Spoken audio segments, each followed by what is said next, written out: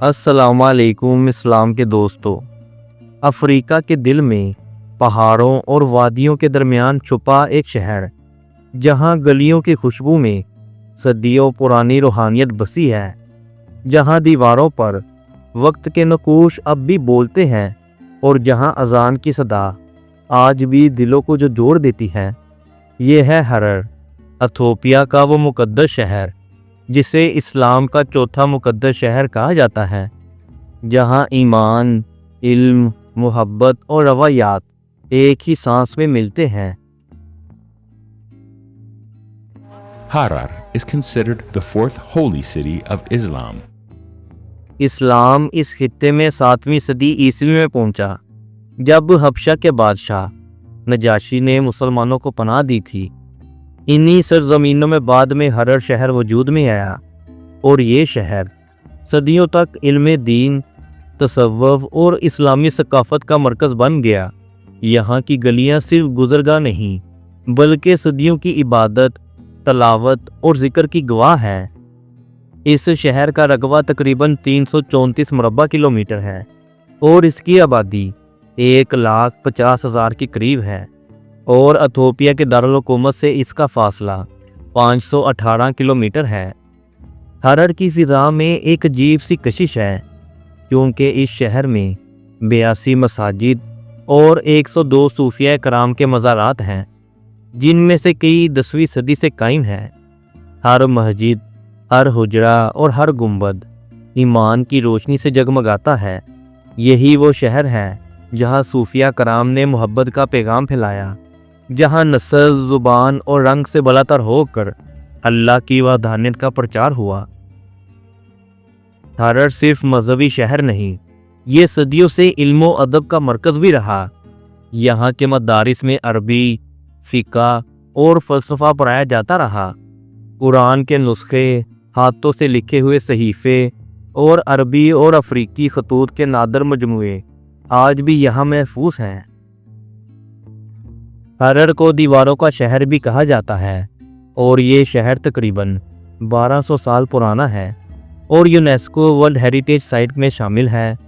اس شہر کو گھیرے ہوئے ہیں پتھروں کی دیواروں میں 5 دروازے، ہر دروازہ ایک مختلف قبائلی علاقے کی نمائندگی کرتا ہے۔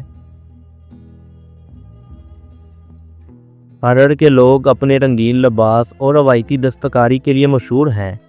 ان کے گھروں میں عرب، افریقی اور اسلامی طرز تعمیر کا حسین امتیاز نظر آتا ہے۔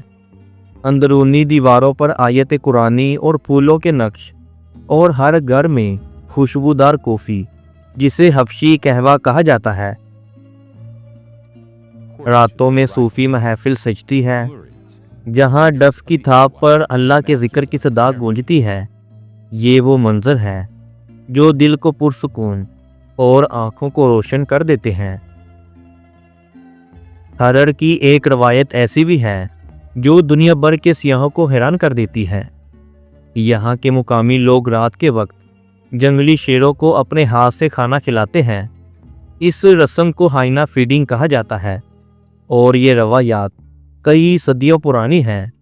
ماہرین کے مطابق اس روایت کی ابتدا اس وقت ہوئی جب شہر کے باسیوں نے اپنی فصلوں اور گھروں کو شیروں کے حملوں سے محفوظ رکھنے کے لیے انہیں باقاعدہ خوراک دینا شروع کی، اور وقت کے ساتھ یہ ایک ثقافتی روایت بن گئی جو آج بھی ہرر کے سماجی توازن اور انسان و فطرت کے درمیان ہم آہنگی کی علامت سمجھی جاتی ہے۔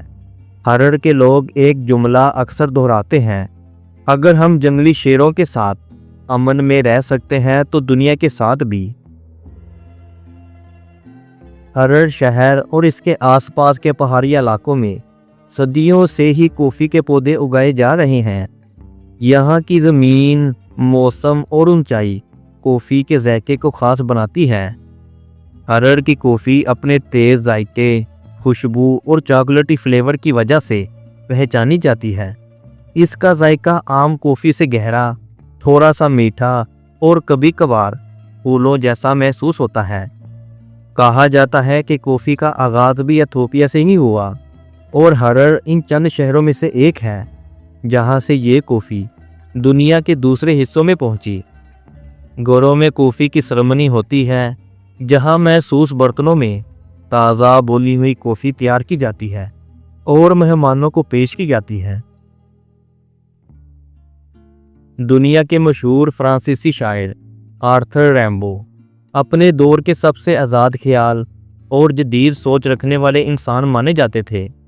انہوں نے کم عمری میں شاعری سے شہرت حاصل کی، پھر اچانک سب کچھ چھوڑ دیا اور دنیا بھر کے سفر پر نکل پڑے۔ یہ حیرت کی بات ہے کہ ایسا شخص جو یورپ کے جدید اور ترقی یافتہ معاشرے میں پلا بڑھا، آخر کیوں افریقہ کے ایک چھوٹے سے شہر ہرر میں آ کے رہنے لگا۔ کہا جاتا ہے کہ اس شاعر نے زندگی کے کئی رنگ دیکھے، شہرت، آزادی، دولت، مگر روح کا سکون کہیں نہیں ملا، اور جب وہ ہرر پہنچے تو یہاں کی سادگی، لوگوں کا خلوص اور اسلامی فضا میں چھپا سکون ان کے دل کو چھو گیا۔ انہوں نے ایک بار کہا تھا کہ میں نے پوری دنیا دیکھی مگر اپنی روح صرف میں نے ہرر میں ہی محسوس کی۔ آج بھی آرتھر کا گھر ہرر میں موجود ہے، جسے ایک عجائب گھر میں تبدیل کر دیا گیا ہے۔ یہاں اس شاعر کی تصویریں، اس کے خطوط اور اس کے ہاتھوں سے لکھی ہوئی یادداشتیں محفوظ ہیں۔ آج بھی دنیا بھر سے لوگ یہاں آتے ہیں اور حیران رہ جاتے ہیں کہ ایک جدید آزاد خیال یورپی شاعر نے آخر اپنی روح افریقہ کے ایک اسلامی شہر میں کیوں تلاش کی۔ جب زمانہ ابھی وقت کے ابتدائی صفحوں پر لکھا جا رہا تھا، تب افریقہ کے مشرقی حصے میں ایک قدیم خطہ موجود تھا، پہاڑیوں اور پتریلی وادیوں کے درمیان بسنے والی بستی، جہاں تجارت، زراعت اور ابتدائی تہذیبوں کے آثار ملتے ہیں۔ یہی وہ خطہ تھا جہاں بعد میں ہرر کے نام سے ایک تاریخی شہر ابھرا۔ صدیوں پہلے یہ علاقہ مقامی قبائل، حبشی بادشاہتوں اور قدیم تجارتی راستوں کا سنگم تھا۔ یہاں عرب تاجروں کی آمد و رفت بھی ہوتی رہتی تھی۔ پھر 7ویں صدی عیسوی میں جب مکہ کی وادیوں میں ظلم بھرا اور نبی کریم صلی اللہ علیہ وآلہ وسلم کے ماننے والوں پر زمین تنگ کر دی گئی، تو اللہ کے حکم سے ایک مختصر قافلہ اس سرزمین یعنی حبشہ یعنی آج کے ایتھوپیا کی طرف روانہ ہوا۔ یہ تاریخ اسلام کی پہلی ہجرت تھی، اور یہی وہ دھرتی تھی جہاں عادل بادشاہ نجاشی نے مسلمانوں کو اپنی پناہ میں لیا، ان کی بات کو سنا اور انصاف کے تقاضے پورے کیے۔ یہ واقعہ صرف ہجرت نہیں تھا، یہ امن، انصاف اور انسانیت کا پہلا عالمی پیغام تھا جو افریقہ کی فضا میں گونج اٹھا۔ کہا جاتا ہے اسی روشنی نے وقت کے ساتھ ساتھ ہرر کی روح میں بھی اپنی جگہ بنائی۔ یہ شہر بعد میں اسلامی علم، ادب اور صوفی روایات کا مرکز بن گیا۔ اسلام کے پھیلاؤ کے بعد ہرر ایک چھوٹا قلعہ بند قصبے سے بڑھ کر روحانیت، علم اور تجارت کا گہوارہ بن گیا۔ 9ویں اور 10ویں صدی میں یہاں اسلامی مملکتوں کی بنیاد پڑی۔ 12ویں صدی تک ہرر اسلامی سلطنتوں کا حصہ بن چکا تھا، جہاں مساجد، مدارس اور خانقاہیں قائم ہوئی۔ علماء کرام نے قرآن و حدیث کی تعلیم عام کی، اور صوفیہ کرام نے انسانیت اور محبت کا پیغام پھیلایا۔ یہی وہ زمانہ تھا جب ہرر کو شہر اولیاء کہا جانے لگا، کیونکہ یہاں سینکڑوں صوفی بزرگوں کے مزارات آج بھی موجود ہیں۔ 15ویں سے 17ویں صدی تک ہرر نے ایک سنہری اسلامی دور دیکھا۔ یہ شہر امارات ہرر کے نام سے مشہور ہوا، جس کے حکمرانوں نے عدل و علم کی بنیاد پر ریاست قائم کی۔ ہرر کی گلیوں میں اس وقت قرآن کی تلاوت، فقہ کی بحثیں اور نعتوں کی آوازیں گونجتی تھیں۔ یہاں تقریباً 82 تاریخی مساجد تھیں، جن میں سے کئی آج بھی موجود ہیں، اور ہرر کے مدارس سے وہ علماء پیدا ہوئے جنہوں نے اسلام کو پورے مشرقی افریقہ میں پھیلایا۔ ہرر صرف ایک شہر نہیں، یہ ایمان، امن اور تاریخ کی جیتی جاگتی تصویر ہے۔ یہ وہ جگہ ہے جہاں اسلام کی روشنی نے پہلی بار افریقہ کی فضا کو منور کیا، اور آج بھی اس روشنی کی چمک ہرر کی دیواروں سے جھلکتی ہے۔ اور یہی ہے ہرر، افریقہ کا روحانی دل۔